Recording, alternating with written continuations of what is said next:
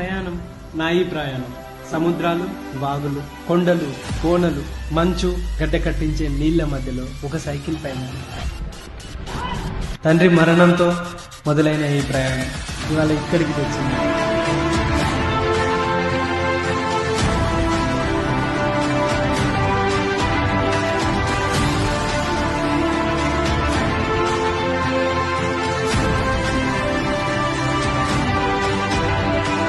పేరు తెలియదు, ఊరు తెలియదు, భాష తెలియదు, అలాంటి ఎన్నో రాష్ట్రాలను దాటాను. దేశం దాటి దేశంలో వెళ్ళి సైక్లింగ్ చేశాను.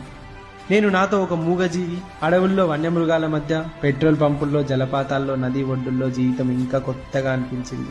ఒక మూగజీవితో నా ప్రయాణం ఎన్నో నేర్పించింది. అడవిలో తప్పిపోయి మళ్లీ బ్రతకడం మరవలేనిది. ఆ చలిలో మంచులో నా గమ్యాన్ని సైకిల్ విరిగినా, ఎండలు కొట్టినా, ఏది ఏమైనా చివరికి చేరుకున్న లక్ష్యాన్ని సాధించింది.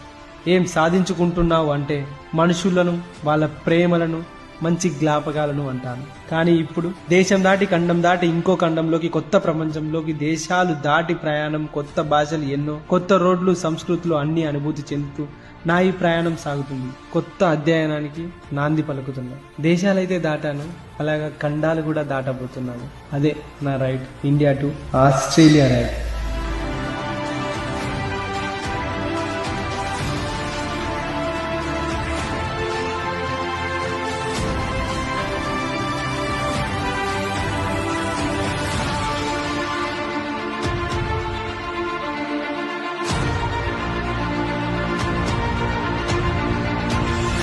అది కూడా ఒక సైకిల్ పైన.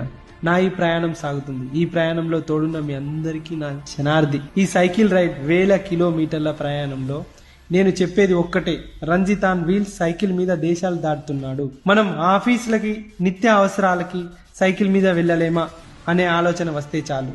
ఈ పొల్యూషన్ కి సొల్యూషన్ మన సైకిల్. జై హింద్, వందే మాతరం.